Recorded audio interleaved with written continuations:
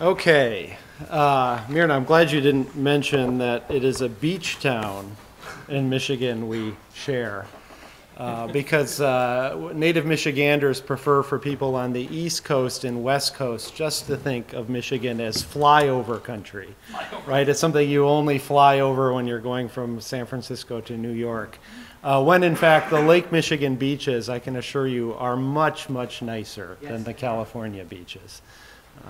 So sorry to all you native Californians. Thanks for turning out this afternoon. As you know, my talk precedes the State of the Union address. So I'm sure you're all missing your pre-State of the Union parties. Even more importantly, 5 minutes ago, Michigan tipped off against Purdue in a basketball game. And in about an hour and 25 minutes, the Blackhawks face off against the Nashville Predators. So I have my priorities straight.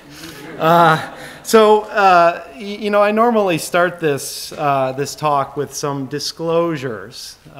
My first disclosure is that I am easily the least accomplished speaker of the semester. I always marvel at the scholarly talent that this lecture series brings to Sonoma State. And as Myrna mentioned, I'm a graduate of the University of Michigan. It's where I spent my undergraduate years. It's what really made me want to become a historian and spend my life in the academy. And I miss that environment a lot. There's a lot to be said about what happens to students at a small liberal arts school like Sonoma State, but without a question, you miss out on certain things that happen in places like Berkeley and Madison, Wisconsin, and Ann Arbor, Michigan. But this lecture series, I think, is emblematic of the sort of thing you would have at a big public research university. So we're fortunate to have it here. My second disclosure, as Myrna indicated, is that I am not a historian of Germany or the Holocaust. I'm a historian of Russia and the Soviet Union. So I'm an outsider to this field. This is always really convenient for me because if I'm asked any questions, I can deflect them to the other experts in this room. And if you do have questions, feel free to ask during my talk or save them to the end, whatever you prefer. But just because I'm an outsider doesn't mean I haven't thought about the Holocaust in my own work. In fact, there's a good deal of theoretical overlap between the scholarship on Stalinism on one hand and Nazism on the other. And they are joined by the concept of totalitarianism. And do we have any political science majors in here? Ah, brave person. So in your poli-sci courses, do you talk about totalitarianism anymore? Yes. Yeah, and what is it exactly? It's essentially where the organs of state exert complete and total control over every aspect of society. Yeah, so the word comes to us from two political scientists at Harvard 50 years ago, even more than that now, 60 years ago. They were trying to decide what the affinities of regimes like the Soviet Union and Nazi Germany were, and they came up with a model. And I can't remember all the characteristics of the model. But the gist of it is that these regimes have total control. Okay, so historians long ago figured out that this is an embellishment at best, that these regimes never had total control. They had totalizing ambitions, however. That is, they sought to control every aspect of the lives of the citizens over which they rule. Okay, and that's an important difference, totalizing ambitions. And so it's become common to speak of the Soviet Union and Nazi Germany as the two fullest realizations of totalitarian regimes in the 20th century. Now, Stalinism and Nazism are also linked with the concept of genocide, although I think less frequently and in my mind less satisfactorily, since I don't think the Soviet Union was ever genocidal. And here we have to distinguish between killing lots of people and genocide. The Soviet Union certainly excelled at the former, probably not the latter. And by the way, the comparison between Nazi Germany and Stalinist Russia is one where the Soviet Union comes out looking pretty good. And this highlights one of the great ironies of 20th century history. And that irony is a communist country saved the capitalist world from its own successes by defeating Nazi Germany. And here in America, we commonly hold the naive view that the United States was the victor of the Second World War. I can assure you that is not the case.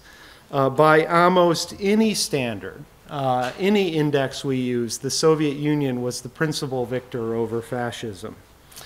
Now, it's also true that the Holocaust was primarily an Eastern European and Soviet event. And this is important because in the West, in the United States in particular, our image of the Holocaust tends to be one of Vichy collaborators and Anne Frank holed up in her attic in Amsterdam.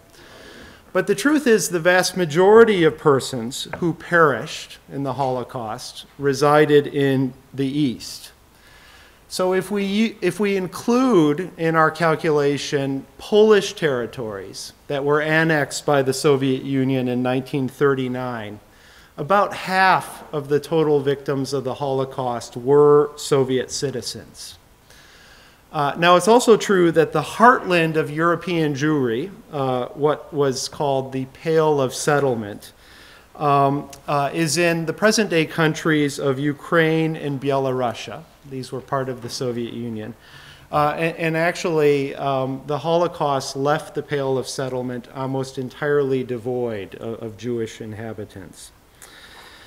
So I guess that's what qualifies me to speak about the Holocaust. There is some overlap with the field I know really quite well.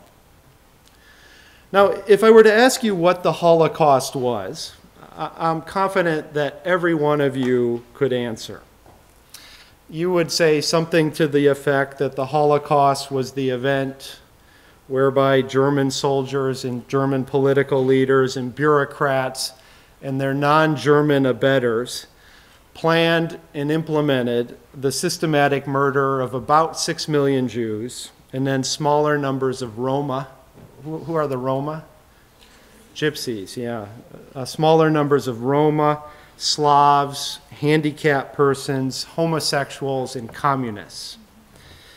Now, as such, the Holocaust is the central event in all of German history. It is the central event in modern European history. And here I have in mind the time frame from the French Revolution in 1789 to the present. So the Holocaust is the central event over that more than 200-year period. The Holocaust colors our understanding of what it means to be German and European, and it forces us to rethink events as pivotal in European history as the Enlightenment. And I'll talk a little bit about that today.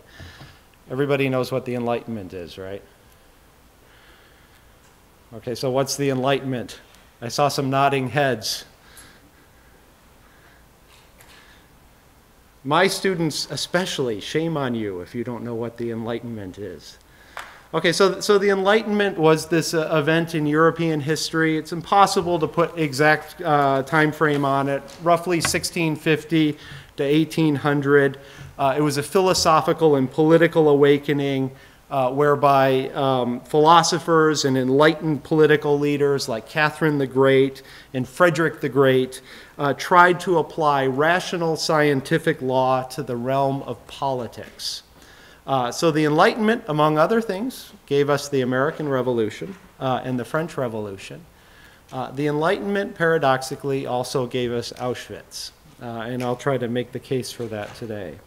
And I guess most important, the Enlightenment gave us the idea, and this is no doubt an idea that many of you subscribe to, that human existence can be improved and even perfected. In fact, historical positivism, the view that the present is better than the past and the future will be better than the present, is largely an Enlightenment product. Okay? Okay, so I'm confident you would all know what the Holocaust is. But if I asked you why the Holocaust happened, I suspect you would find it much more difficult to answer. Right? I mean, in effect, what I'm asking you is why did hundreds of thousands of seemingly normal, intelligent, and otherwise moral Germans participate in mass murder? And then why did millions and millions of their countrymen do nothing to stop it? Now, as the historian Daniel Jonah Goldhagen pointed out a few years ago, your answers to that question would probably have as much to do with the nature of human existence, what Joseph Conrad called the heart of darkness, which supposedly resides in all of us. So your answers would have more to do with that than with the individual motivations of persons who participated in mass murder. So I'm not so naive to think that we are going to answer this question today. In fact, I'm fairly confident that if this lecture series is so lucky to survive the next 100 years, students will be sitting in those same seats you're in, debating this same question, why the Holocaust happened. But I do want to provide you today with a few conceptual tools you can use to try to answer this question on your own, and then the historical background that it will be necessary for you to formulate your own response. So I'm going to identify three structural developments that, in my mind, facilitated the Holocaust, made the Holocaust possible. And then I'm going to move on to the specific circumstances under which the Nazis came to power in Germany and how they went about persecuting Jews. Okay? So, and then I'll conclude with some thoughts on how historians have tried to make sense of the Holocaust. So, my first structural reason for the Holocaust is, for lack of a better term, anti-Semitism. And a previous speaker in this lecture series, Yehuda Bauer, who's professor of history at Tel Aviv University, said that this is a stupid term, anti-Semitism. It's stupid because there is no doctrine of Semitism to be opposed to. There's nothing to be anti to. Nonetheless, in its common usage, anti-Semitism refers to animosity towards Jews. But surprisingly, not toward other Semitic peoples, like Arabs. Okay? So Jews and Arabs are both Semitic. But anti-Semitism in its popular usage refers to animosity towards Jews. Now, in some forms, anti-Semitism is as old as Christianity itself. Many verses in the New Testament strike the modern reader as anti-Semitic. There's a reason for this, that they probably reflect tensions in the early Christian movement between Jews who converted, Jews who accepted that Christ was the Messiah, and Jews who did not. But much of the Christian anti-Semitism hinges on the idea that Jews were responsible for the death of Christ. Now, according to the book of John, Pontius Pilate, who was the Roman governor of Jerusalem, was ready to pardon Christ, but was convinced otherwise by a hostile Jewish crowd. According to the book of Matthew, Caiaphas, who was the Jewish high priest in Jerusalem, helped fabricate evidence against Christ. And this, of course, is what got Mel Gibson in trouble with his movie, The Passion of the Christ. But I should point out here that a full reading of the book of Matthew suggests that Caiaphas did this in order to stave off a Roman military incursion. Right? So you sacrifice one person in order to save many. But nonetheless, as a result of this, until the 20th century, it was accepted doctrine in the Roman Catholic Church that Jews were responsible for the death of Christ. And this alone was often the cause of popular animosity towards Jews. So when the plague hit Europe in the middle of the 14th century, there were persistent rumors that the plague was caused by Jews who had poisoned the water supply. By the way, how is the plague transmitted? Yeah, actually, the fleas live on the rats. That probably came with travelers on the Silk Road. There were also rumors all across Europe that Jews used the blood of Christian children in their Passover matzahs. Does everybody know what a matzah is? Sometimes mistaken for a frisbee, big square piece of unleavened bread, particularly unedible. Along with Muslims, Jews were targeted by the Crusades in the 11th through the 13th centuries. Jews were objects of the Inquisition, that is, that agency in the Roman Catholic Church that persecuted heresy. In the 12th and 13th centuries, Jews were repeatedly expelled from France. They were expelled from Spain in 1492. They were expelled from parts of Prussia, that's Prussia with a P, not an R. Prussia was the predecessor to the modern German state in the 1700s. And in the Russian Empire, where many Jews who were displaced from the Iberian Peninsula in 1492 eventually settled. In the Russian Empire, they were confined to residence in the Pale of Settlement. That is, these territories in Belarus, Ukraine, and actually part of Poland, too. I didn't mention that earlier. In large parts of Eastern Europe, Jews were forbidden from owning land. And this gives us that most pernicious stereotype of Jewishness, right? Jews as money lenders. In fact, I had, many years ago, I had a landlady in Russia. She couldn't say Jew or refer to Jews without doing this. And this referred, I think, to the exchange of money. But of course, in every stereotype, there is a kernel of truth. And the reason this stereotype exists is because Jews were forbidden from owning land, right? And so if you can't farm the land like nearly everybody else, you make your money through commerce and speculation by running the local tavern or feed store. Unexpected or unexplainable tragedies frequently resulted in what was called a pogrom. This is a Russian word, which means little storm. It refers to a popular uprising against Jews. So my point here is that anti-Semitism has been with us for a very long time. But that does not mean that anti-Semitism has been the same over the centuries. In fact, it's changed a great deal. Over the course of the 19th century, anti-Semitism became less religious in orientation and more racial. And this reflected two important developments in European history. First of all, Jewish lives were increasingly urban. So many Jews were no longer practicing. Men did not wear beards and the yarmulke, as the book of Leviticus specifies they should.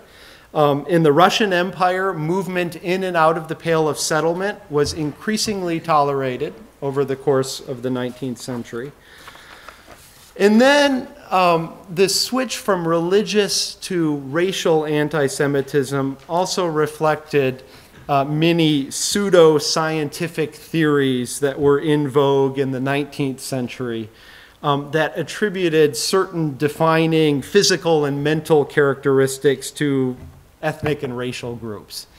And whether or not we want to admit this, we've all heard these stereotypes before, right? Englishmen are individualistic. Germans are punctual and efficient. Irishmen are drunkards. How are Americans perceived? Yes, sadly, we are perceived as loud and obnoxious and increasingly overweight. That is the stereotype we have in Europe. Okay, and now I actually have a slide here, so let's see. Forward. Can you flip forward one slide there? Oh, here we go. So here you see one of these classes in racial science that's being taught in a German elementary school in the late 1930s. This is after the Nazis have come to power. And so presumably this child here is being taught what the defining characteristics of the different racial groups are, and you see that up there on that poster. So Jews were also associated with certain characteristics, but they were unsavory to say the least. Jews were perceived as greedy, as rootless, and as cosmopolitan. And this is that adjective cosmopolitan is very interesting because today, of course, it's a compliment to be called cosmopolitan. It means you're sophisticated and you're worldly. But in the 19th century, in the early 20th century, the values were reversed. Cosmopolitanism suggested that Jews had little loyalty for the nations in which they resided, but instead pledged their allegiance to various transnational groups like the Jewish diaspora or political movements like Zionism. Right? And Zionism is Jewish nationalism. It's the movement that preceded the formation of the modern Israeli state. Or sometimes Jews were seen as communists. So you may have noticed that there's a contradiction here. Some people are perceiving Jews as greedy, and some people are perceiving Jews as communists. So is it possible to be a greedy communist? It seems to me those are oxymoronic. These terms are mutually exclusive. You can't be a greedy communist. But I think this is emblematic of what the sociologist Zygmunt Bauman has called the viscosity of Jewish identity. And this is an interesting noun he's using, viscosity, right? Because it's usually something we only encounter when we buy motor oil, right? Viscosity is a measure of slipperiness. And what Bauman is pointing out is that for anti-Semites, Jewish identity was always slippery, right? Jews can be arch-capitalists on one day, greedy in the extreme, and the next, they're conniving atheistic Bolsheviks. Okay? Now, this is hardly an exhaustive list of the indignities that Jews were subjected to, and it's not meant to be one. But I do want to make one point here that the historian Jan Gross makes in his study, the way the Holocaust played out in a small Polish village. And that is, before the Holocaust, anti-Semitism, from the perspective of Jews, was a lot like an intractable, low-intensity war. Okay, so Jews, particularly in Eastern Europe, had to be savvy in order to survive. So a moment's carelessness, a casual glance, an unprovoked insult could produce a pogrom. But the point is that a low-intensity war was survivable.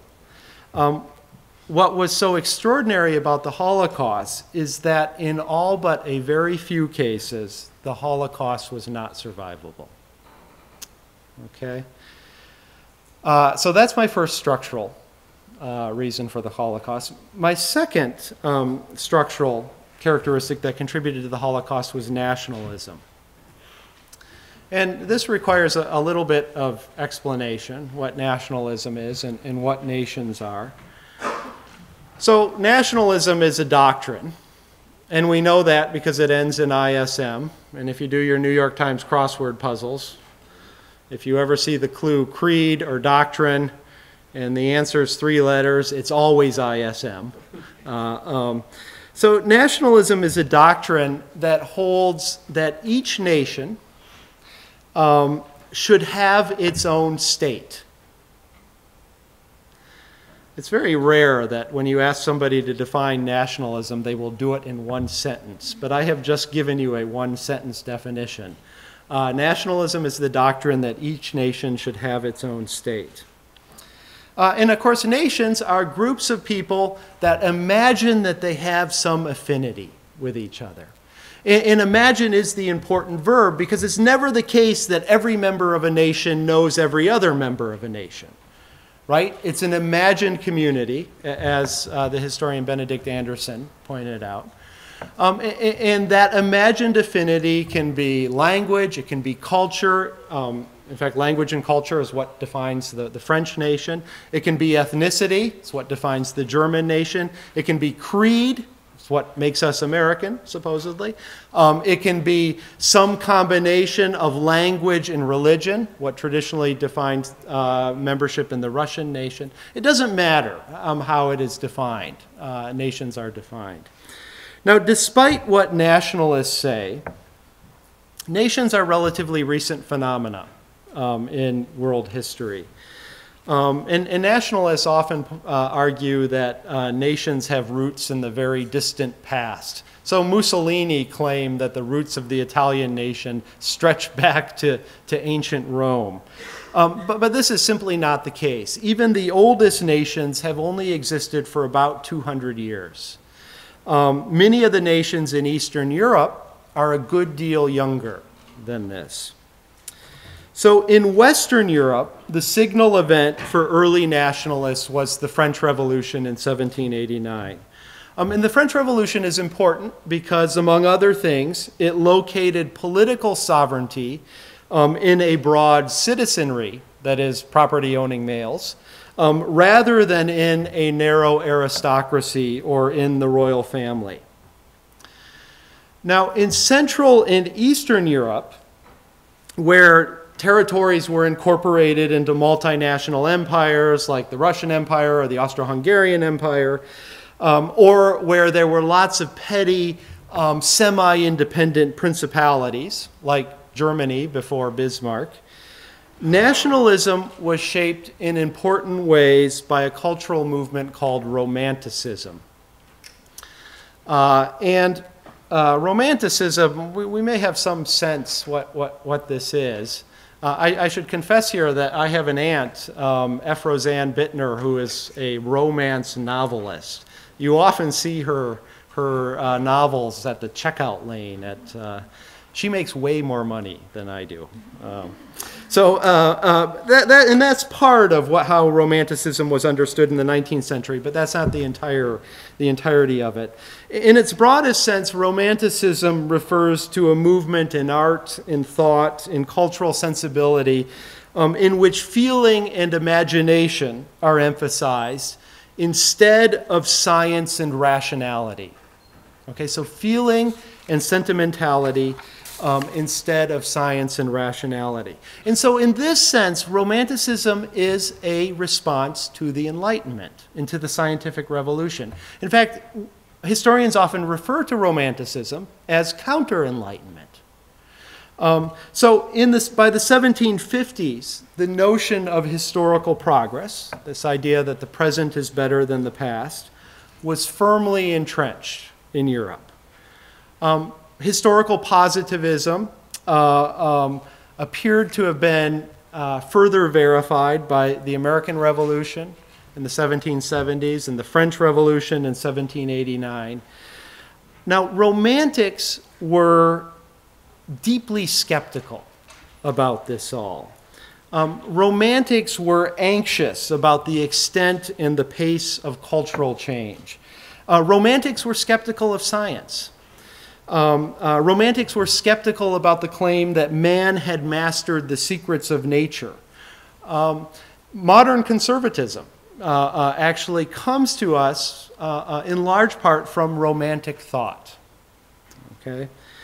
So, Romantic nationalists like the poet Johann Gottfried von Herder and the composer Richard Wagner celebrated folk culture as the only constant in this sort of sea of change that was 19th century Europe. So, in other words, if you wanted to discover what it meant to be authentically German, you didn't go to the cafes and salons of Hamburg or of Berlin. You went into the peasant village, because there the kernel of authentic Germanness was uncorrupted by modernity. Of course, there's an irony here. These Romantic nationalists like Herder and Wagner were polyglots. They spoke many different languages. They were worldly in the best sense, except for Wagner. He was an anti-Semite. And they idealized the lives of illiterate peasants. This is often an affliction of the intellectual. Now, as a political doctrine, nationalism was and remains one of the most successful of all times. Over the course of 100 years, Europe ceased to be a continent of empires, and it became a continent of nation states. That is, states that base their right to exist on the will of a nation. So I'm going to go through a list here, and it's probably not important that you write this all down. It's more important that you understand that this is one of the most important events going on in Europe during the late 19th and early 20th centuries. So Serbia gets limited autonomy in 1815, full autonomy in 1918. Greece becomes a nation state in 1829. Romania in 1859. Italy in 1861. Germany in 1871. Bulgaria in 1878. Albania in 1912. Czechoslovakia in 1918. That's an unusual one, right? Because it's a state of two nations. Actually, it didn't last, right? It was partitioned in the 1990s, 1994. Poland, 1918. Latvia, 1918. Lithuania, 1918. Estonia, 1918. Hungary, 1918. Ukraine was independent in 1918, 1919. And then Turkey becomes a nation state in 1923, the remnants of the old Ottoman Empire. By the way, why so many birth dates in 1918? What's going on in the world in 1918?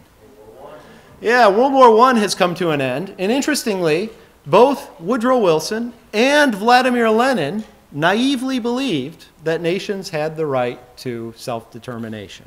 There's been so much trouble in this world caused by that naive belief. So nationalism also caused problems. When these nations were born, the borders that were drawn between nation states were rarely perfect. So there were Romanians who lived in Russia. There were Ukrainians who lived in Poland. There were Germans in Czechoslovakia. There were Turks in Bulgaria, and so on, and so on, and so on. In fact, the handout that you have shows that in virtually all of these Eastern European countries, there were sizable Jewish populations. And Jews are unique here because they have a nationalist ideology, right? Zionism, but they do not have a nation state. Okay? So that is my second structural reason for the Holocaust. Any questions? Okay, so moving on. My third and final structural characteristic that facilitated the Holocaust is militarism. So after 1870, every major European power maintained a standing army. That is an army that exists in peacetime. And every power was spending increasing sums of money on weapons production. So military spending more than doubled in France between 1875 and 1914. During that same period, it tripled in Britain and Germany. And in Russia, by 1914, the military accounted for a full 1/3 of the state budget. Even by American standards, that's an awful lot of money. On the eve of World War I, there were some 19 million men and a pretty sizable number of women as well in uniform on the continent. And more importantly, military thinking and military values had begun to pervade European society. Technology spurred this along. The French introduced the machine gun in the 1860s. New industrial processes made possible the development of far larger and more accurate artillery pieces. By 1914, the Germans had artillery that could launch a shell 75 miles. Iron bottoms, that is, ships that are built out of steel instead of wood, revolutionized naval warfare. By the early 1900s, a new vessel had come into use. The British call it a dreadnought. We call it a battleship. It's essentially nothing more than a floating artillery platform. And then even more ominously, nations began to experiment with the use of chemical arms. and there was widespread use of chemical arms in the First World War. And then I think even more importantly, the very idea of violence became culturally acceptable. So Marxists on the left, social Darwinists on the right, liberals, racists, everybody thought that the struggle between peoples was historically necessary. And so patriotism disappears in the years leading up to and during the First World War, and it was replaced by jingoism. That is a very belligerent form of nationalism. It's not only we're great, it's we're great and you suck. And this enthusiasm for violence was manifested in extremely low rates of desertion once the war actually began. For instance, the French command anticipated a desertion rate between 5 and 13%. Right? It was really easy for French soldiers to desert. They could often just walk home. In reality, the desertion rate turned out to be 1.5%. Okay. Is anybody watching Downton Abbey in here? Yeah. You're watching it? Yeah. Yeah, well, it's fantastic. I highly recommend it. Judy, you must be watching it, right? You're not watching it? Oh. See, that's what I tell people, but the truth is I actually do watch television. But anyway, some fantastic depictions of the front in the First World War. Okay, so let me move on then to the specific circumstances under which the Nazis came to power in Germany. So Nazi success built upon the failures of German liberalism, in particular the failures of what was called the Weimar Republic. And Weimar was the city where the new German constitution was drafted after Germany's capitulation in the First World War. And so the political entity that was born out of Germany's defeat in the First World War was commonly called the Weimar Republic. The Weimar Republic lasted until 1933. And during this period, it was arguably the world's most democratic state. Now, Weimar also had many weaknesses, and I think the one that everybody knows are the onerous reparations that were placed upon Weimar by the Treaty of Versailles. I actually think that was less important than the fact that Germany's first civilian government was forced to sign the disgraceful peace of or Treaty of Versailles. And those of you who've taken some of my courses in European or world history know that World War I was really unusual. It's not quite the case that the British and the Americans and the French won the war. It's just more the case that the Germans got tired of fighting it. So it was a very strange sort of victory.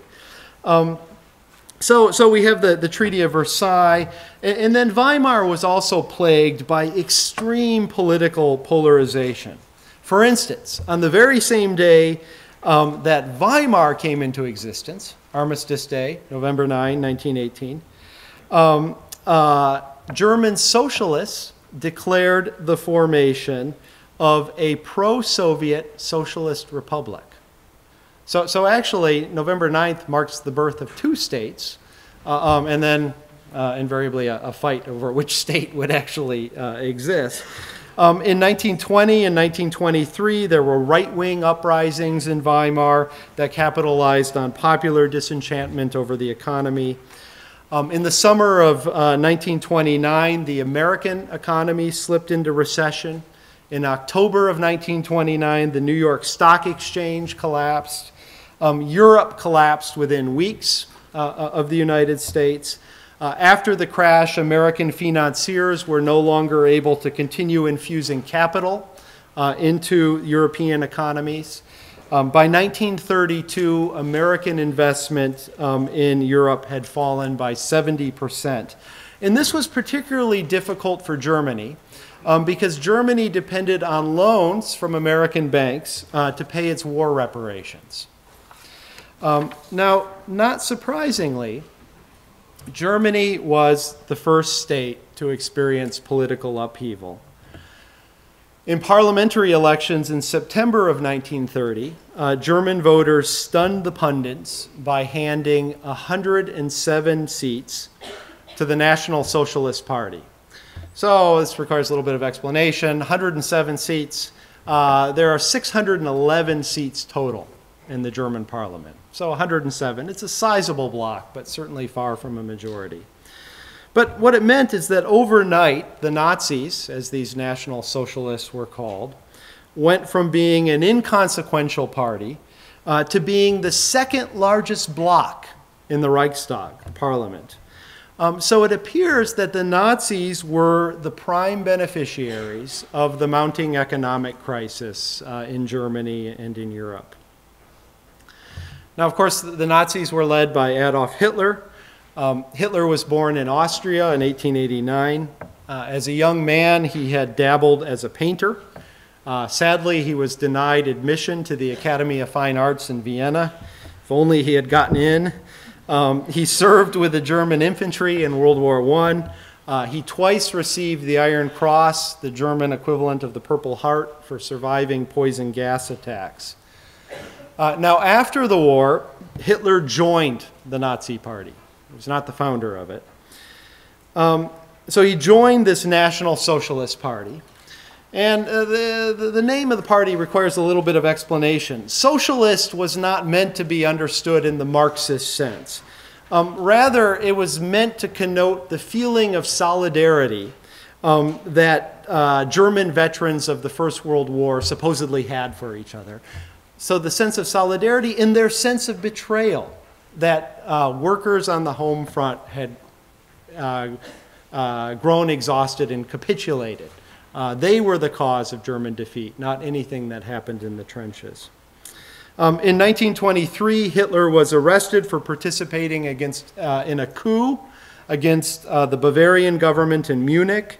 The coup plotters were caught, really, before any damage could be done. But nonetheless, Hitler was sentenced to 9 months in prison. And it was while he was in prison that he wrote the book that would become the Bible of the Nazi movement, Mein Kampf, My Struggle. And in this book, Hitler laid out his view of history. So unlike Marx, who thought that history was pushed along by struggle between classes, Hitler argued that history was the product of racial struggle. So there was a master race. Hitler called them the Aryans. They were the predecessors of the Germans and the Brits. And this master race was ordained by God to be the implacable foe of lesser races, particularly the Jews, but also the Slavs and the Roma, and essentially everybody to the east of Germany. Now, according to Hitler, Germany had to adopt an aggressive foreign policy in order to achieve its historical destiny. So he thought that the German army had to conquer essential Lebensraum, living space, in Eastern Europe. And he realized that this expansion would probably anger France, Germany's traditional ally, or excuse me, Germany's traditional enemy in the West. But he naively thought that the British would never send troops to stop it. Because after all, the Brits were also part of the master race.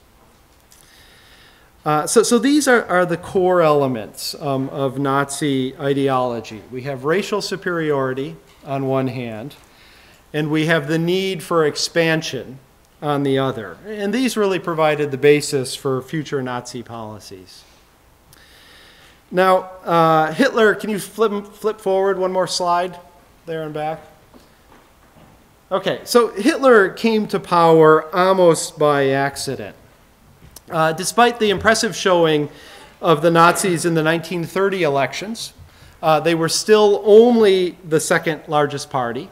They played second fiddle to the Social Democrats, the center-left party in the Reichstag. By 1932, the Nazis had become the strongest party in numeric terms, but still far from a majority. The Nazis had 230 of the 611 seats in the Reichstag. And there's some evidence that suggests that in late 1932 and 1933, the Nazis were losing their support to their arch rival on the left, the Communist Party. So in other words, people who had previously voted for the Nazis were switching. And this is proof that we don't have a political spectrum, we actually have a political circle. Right? You go far enough left, you actually come back right, and far enough right, you come back left. So I think many astute analysts were saying at the end of 1932 and beginning of 1933 that the Nazi phenomenon appeared to be waning. Now, ironically, the Nazi seizure of power can be attributed in part to the commitment among social democrats to liberal bourgeois ideas. And among these liberal bourgeois ideas that we cherish are freedom of speech and freedom of assembly. And there were many people in Weimar who thought the solution to Nazism is to simply ban the party, to outlaw the party. Now, Paul von Hindenburg, the German president, refused to do this because he saw it as a violation of liberal ideals that he held dear. But clearly something had to be done about the Nazis. And the solution seemed ingenious at the time, but in retrospect, I think we can say without doubt it is one of the great historical clusterfucks of all time. Hindenburg offered Hitler the chancellorship in 1933. Now, as chancellor, Hitler would rule over a coalition cabinet that contained only 3 Nazis among 11 seats. And in the eyes of Hindenburg and others, once in power, Hitler would have to tone down his rhetoric and he would have to behave more responsibly. And it's probably not unreasonable to expect this of politicians, right? Politicians say lots of absurd things when they're running for office. For instance, just today, Newt Gingrich, whose Twitter feed I follow, tweeted that he was going to mount sniper rifles on satellites. I'm not joking. He tweeted that. Personally, is he going to do it? I don't know how that is going to be done, but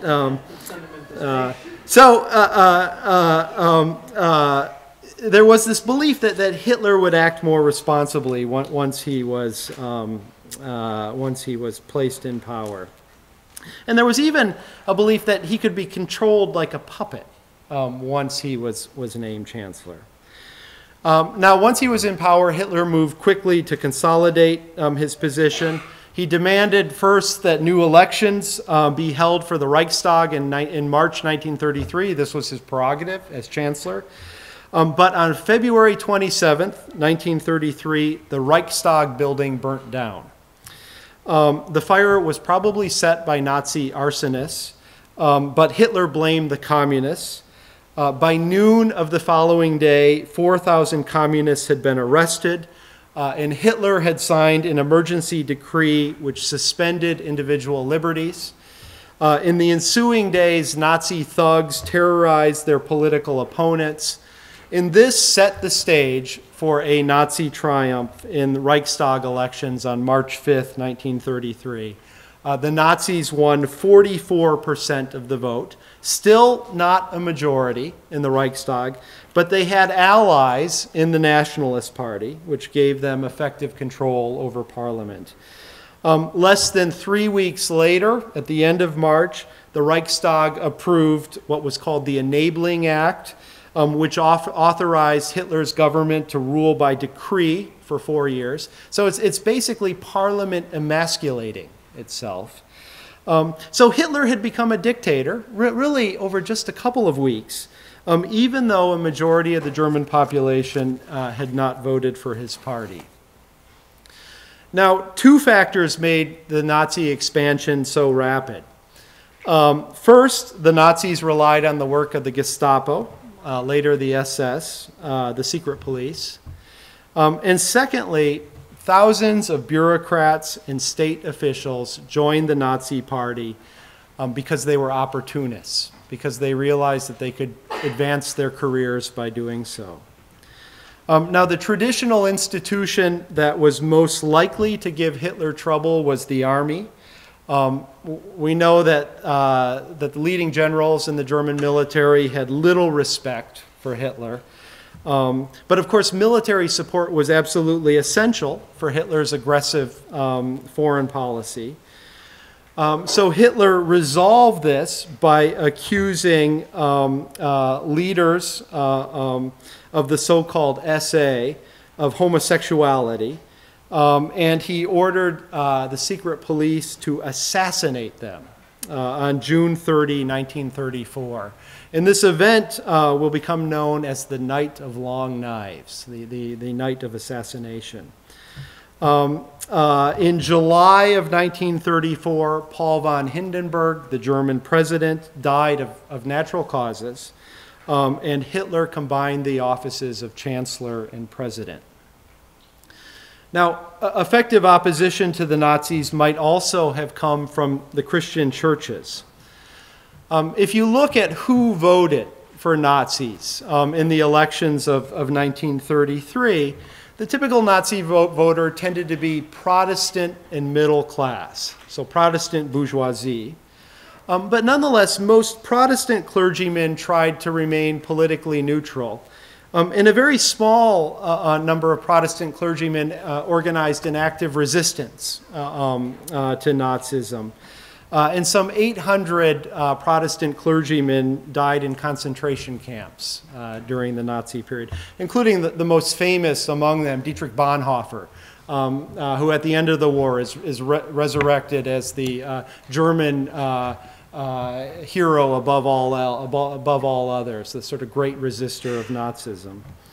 In 1933, Hitler signed a treaty with the Vatican in which Pope Pius XI gave his stamp of approval to Nazism in return for a recognition from Hitler or a promise from Hitler that he would respect the traditional confessional liberties that Catholics had enjoyed in Germany.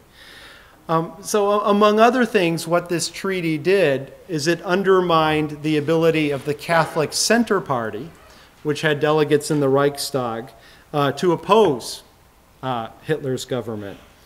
And beside the point, Hitler's assurances to the Pope proved to be largely meaningless. In the mid-1930s, Nazis ruthlessly attacked Catholic schools and Catholic youth groups. Pope Pius eventually decided that his 1933 treaty was a terrible mistake. He did this in a 1937 encyclical called With Burning Sorrow. But by then, Nazism was firmly entrenched. Now, some of the most interesting recent scholarship on the Holocaust concerns the sort of intersection of Roman Catholicism and genocide. Sadly, Pope Pius XI was more hesitant to attack Nazi anti-Semitism. And there are probably good reasons for this. The Roman Catholic clergy in Poland, for instance, was bitterly anti-Semitic. And so it would have been highly unpopular for Pope Pius to attack anti-Semitism. Now, Nazi racism was directed primarily against the Jews. In 1933, after coming to power, Hitler expelled most Jews from state administrative positions.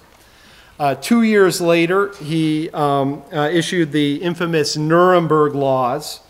Among other things, the Nuremberg Laws denied German citizenship to persons with 2 or more Jewish grandparents. So that becomes the official legal definition of Jewishness, right? 2 or more Jewish grandparents. The Nuremberg Laws prohibited marriage and sexual intercourse between Germans and Jews. It required Jews to wear a yellow Star of David in public. German towns could refuse residency to Jews.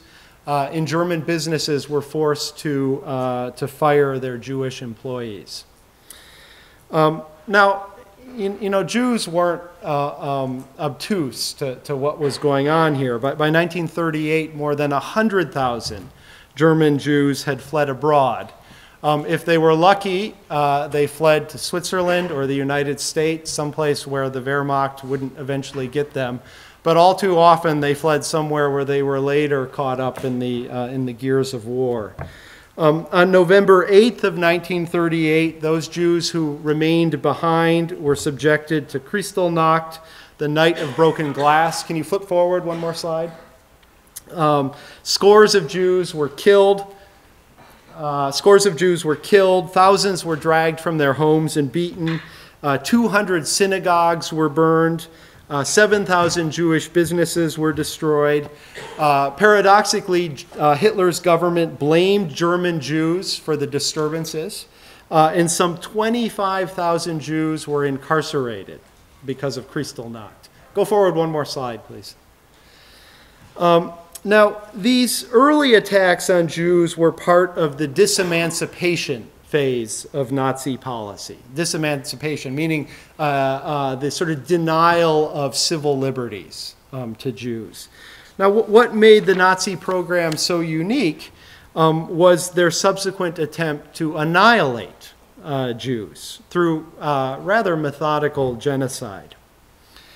Now, Hitler wanted Lebensraum, living space in the East, and according to Heinrich Himmler, this would require the annihilation of 30 million persons of Slavic origin.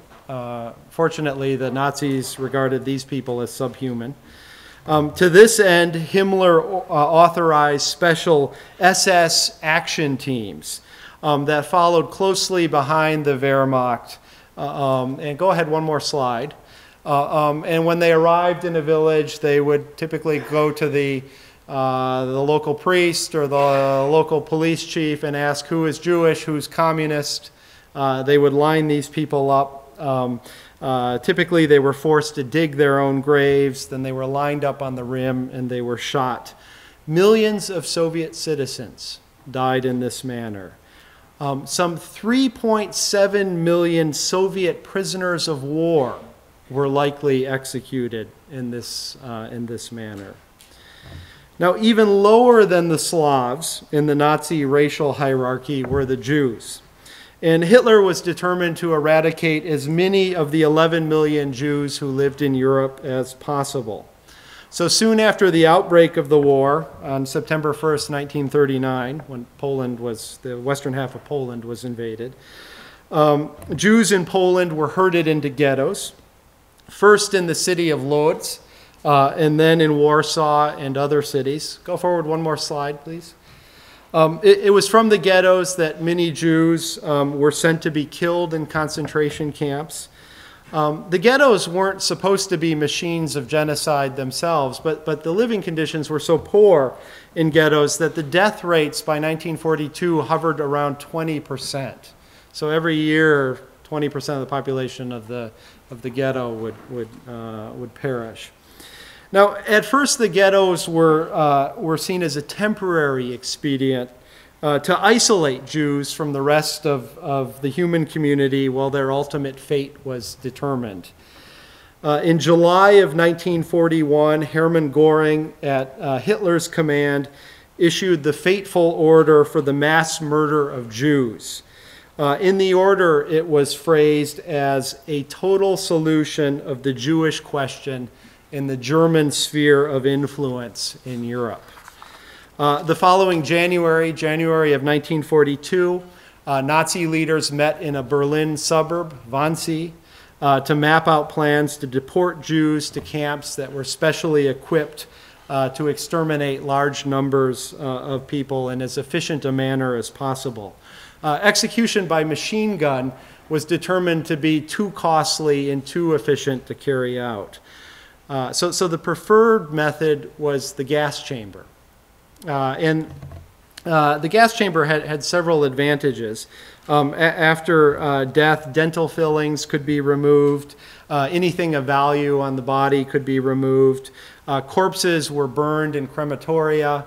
Bones and ashes could be used as fertilizer. Some corpses were boiled to produce soap. The most notorious of these camps was at Auschwitz in Poland, in southern Poland, outside of Krakow. Go forward one more slide, please. German scientists perfected a form of cyanide called Zyklon B. But even at its most efficient, Zyklon B took between 15 and 20 minutes to kill its victims. Now, at first, Allied and Jewish leaders were incredulous at the reports of the genocide that were filtering out of Eastern Europe. But even when these reports were confirmed, there was no effort made to either bomb the camps or to bomb the rail lines that led to the camps. There were many, many cases of heroism. Many underground church groups, mainly Protestant ones, assisted the Jews. Pope Pius XII, who was Pius XI's successor, never condemned the atrocities, even when Jews in Rome were herded onto cattle cars and sent away to their deaths. There was scant sympathy for Jews in Poland, especially among the Roman Catholic clergy. But the Danes, about whom Mirna has written, the Hungarians, the Bulgarians, the Italians, organized large underground resistance networks that saved tens of thousands of Jews from murder. But nonetheless, efforts to blame this slaughter on a mere handful of deranged Nazi leaders, right, Hitler and his dining companions, as it turned out, are really indefensible. So at the very least, approximately 50,000 people were directly involved in the mass murder that was the Holocaust. So we have German soldiers, we have politicians, we have French collaborationists, we have Polish clergy members. The list goes on and on and on. And very few of these people were ever held responsible for their crimes. Okay, so I promised you that I would end with a couple comments on how historians have tried to make sense of this all, of this carnage. And I realize, standing up here, and having done this many years, I realize that there's something kind of numbing about this all, killing on this scale. So how have historians made sense of this? Well, for the first decades after the Holocaust, debate raged between two schools of thought. And this is a scholarly dispute, so it's anything but sexy. The schools of thought were called the intentionalists and the functionalists. So let's start with the intentionalists. The intentionalists argued that the Holocaust was a product of Nazi willfulness. So in other words, Hitler was a man with a plan, right? So if you wanted to study the roots of the Holocaust, to figure out where this event arose, you would look at the origins of the Nazi Party. You would read Hitler's Mein Kampf. You would dissect the Nuremberg laws. So in other words, the Nazis had a master plan to destroy the Jews from day one, and they acted on that plan. Okay, so it was intentional from day one. The functionalists argue that there was no master plan, even though they recognize the deep anti-Semitism of Nazi leaders and much of the German and Polish populations. The functionalists argue that the Holocaust was the product of a specific confluence of events. And whenever historians say a specific confluence of events, that's always code for we really don't know what those events are, but we're sure it's really complex. But nonetheless, the functionalists emphasize rivalries within the bureaucracy. I think Hannah Arendt's Eichmann in Jerusalem, which my students in History 202 read, can be understood as a functionalist account of the Holocaust. So they emphasize rivalries within the bureaucracy rather than the ambitions of political leaders. Okay? So in other words, the way you excelled in Nazi Germany, the way you moved up the totem pole was by killing Jews. Now, more recently, really, I think the last 20 years, there's been a tendency to look, or a willingness to look beyond this intentionalist, functionalist divide, and to try to ascertain the specific motivations that individuals had who participated in the killing. So Christopher Browning, a historian at University of North Carolina, has written a book called Ordinary Men, about how these otherwise ordinary men participated in mass murder. Daniel Jonah Goldhagen has written a similar book.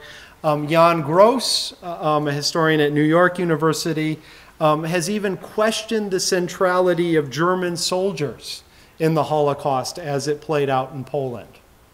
A very interesting and short book, too. In fact, students in my 20th century European class are reading it this semester. And then last, I should conclude here by mentioning once again Zygmunt Bauman. And Bauman places the Holocaust within the broader trajectories of modernization. And Bauman, particularly because he's not a historian, so I think he has a lower empirical threshold than we historians suffer with. But Bauman privileges certain notions of ideas of the modern state that come to us from the Enlightenment. Bauman coins this phrase, the gardening state. And he argues that all modern states are like gardeners, right?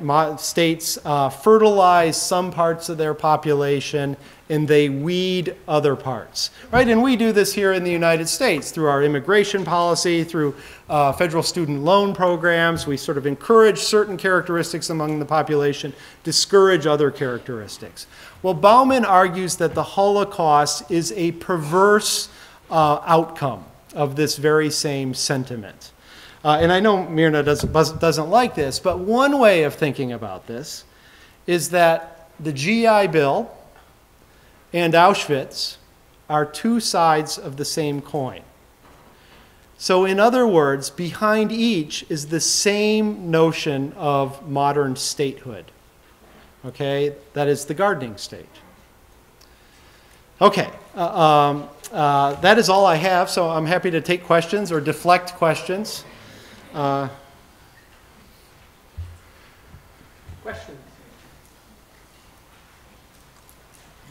Yeah, Judy. Does the modern state, does that explain why there was such a growth of anti-Semitism in the cities and the cosmopolitan Jews in the late 19th century? Well, you know, you're forcing me to pin down cause and effect here, right? And so I think that the switch from religious to racial anti-Semitism, it does reflect events that are going on in Jewish lives, right? The fact that so many Jews are not practicing anymore, and that they don't wear yarmulkes, and they don't grow earlocks, and they don't have beards. And so the only way you can differentiate them is through this sort of pseudo-science of race that develops towards the end of the 19th century. But you know, Bauman, when he talks about modern states, he has something different in mind. And he, you know, for better or worse, modern states are all welfare states. That's right. They're states that are concerned about the welfares of their population.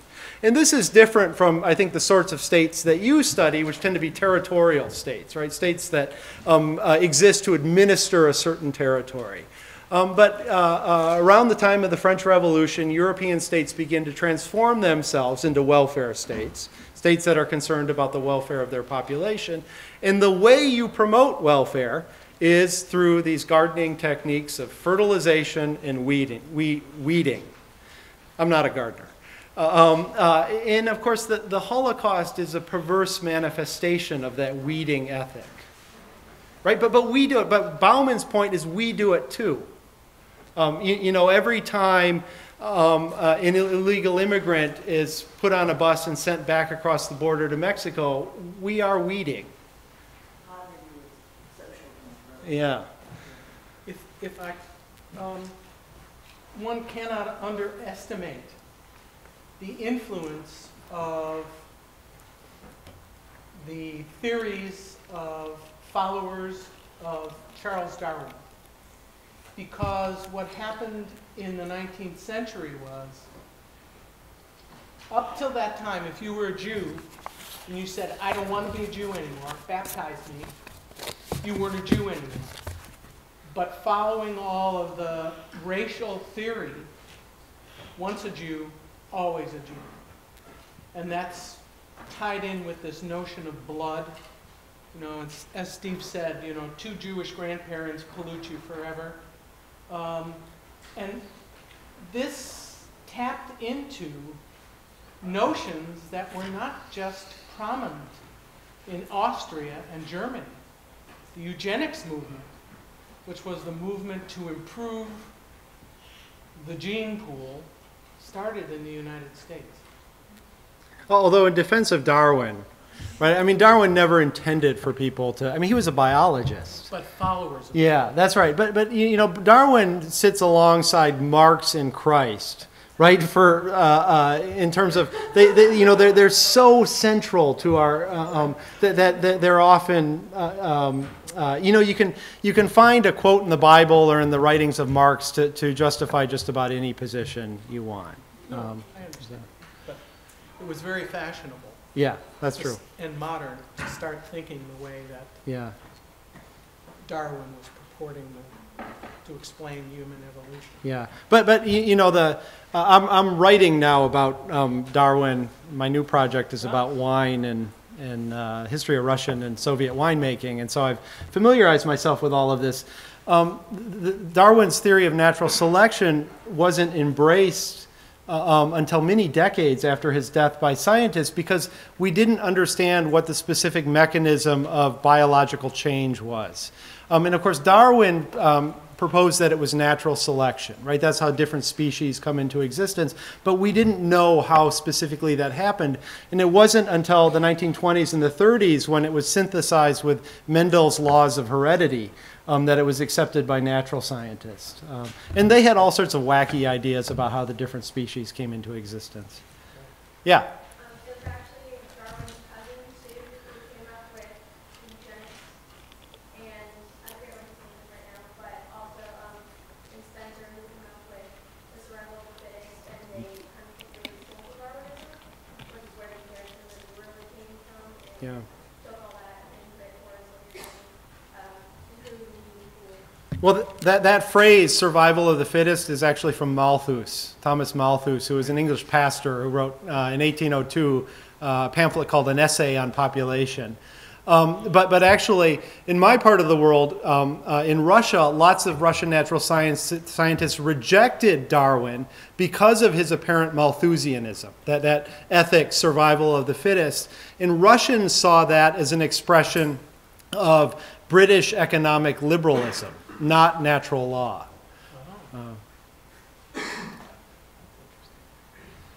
Anything else? Yeah. Bittner sort of saw like those struggles as like racial struggles.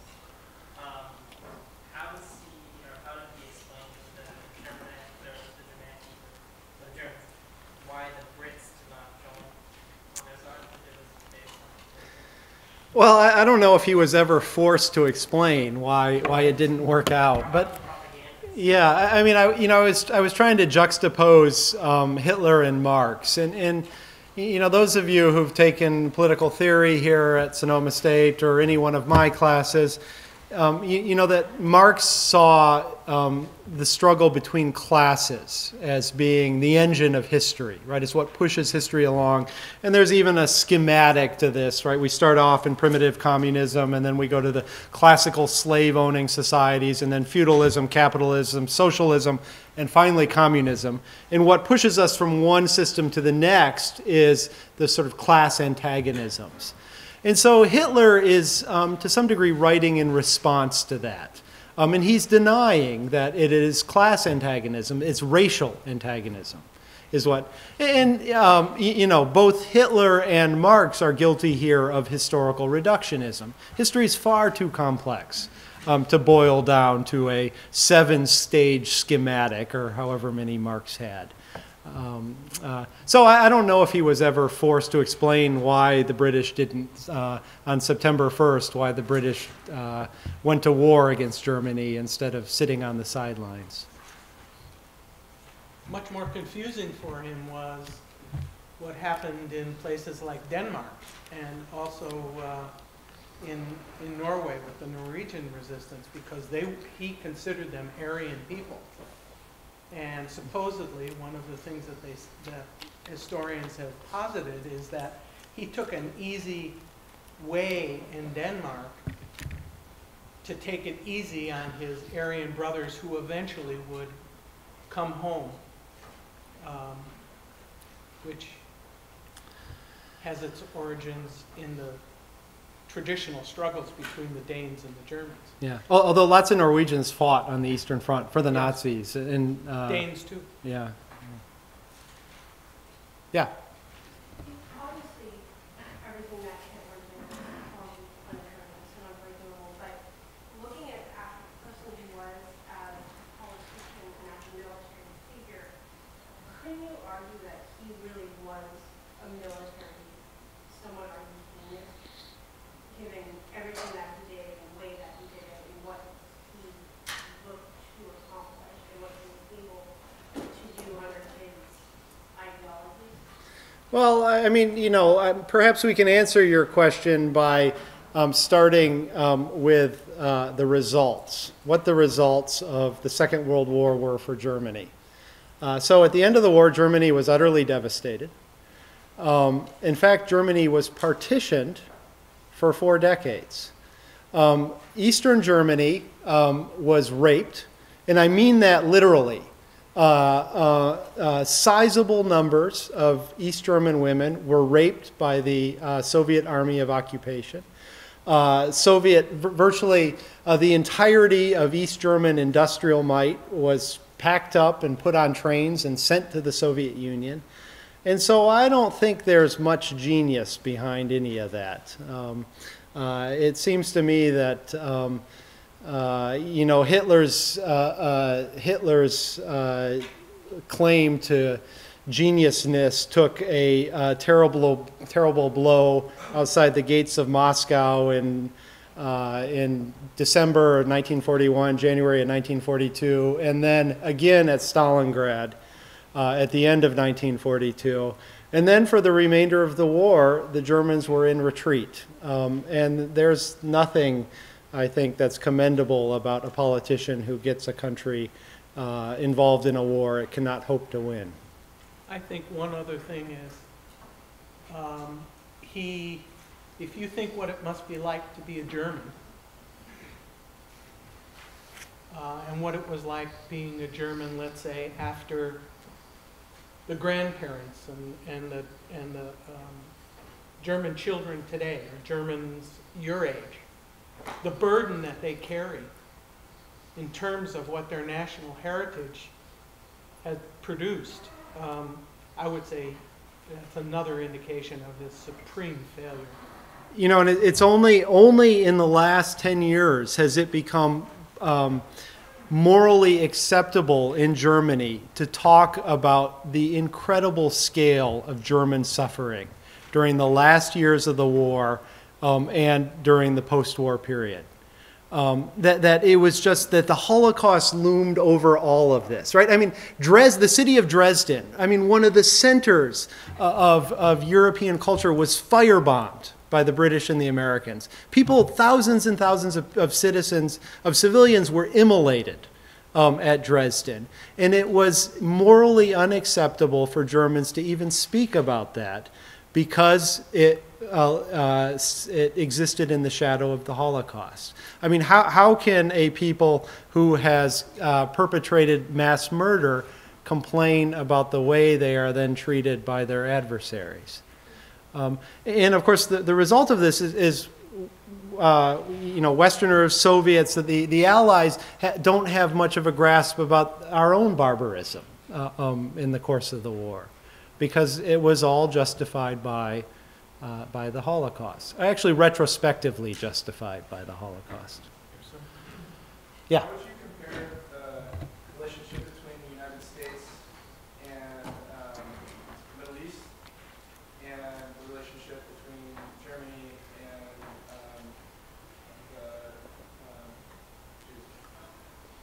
I'm not sure I understand your question. Like, would you say that there's any similarities between our treatment of people of the Middle East, or Middle Eastern descent, and the wars that we're fighting there, and the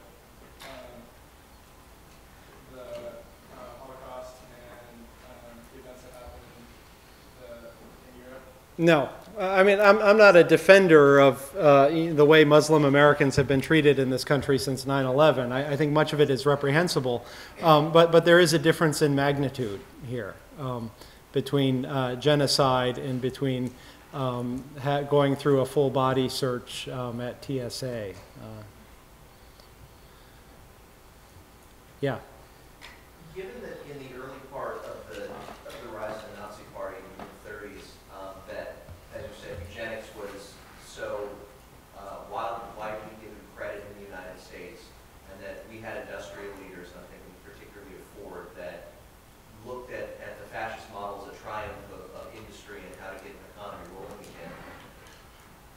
Do you think that the Nazis, since fascist policy was conflated with their racial policies, looked to that and saw it as a justification to keep perpetuating this escalation of how to deal with the Jewish question?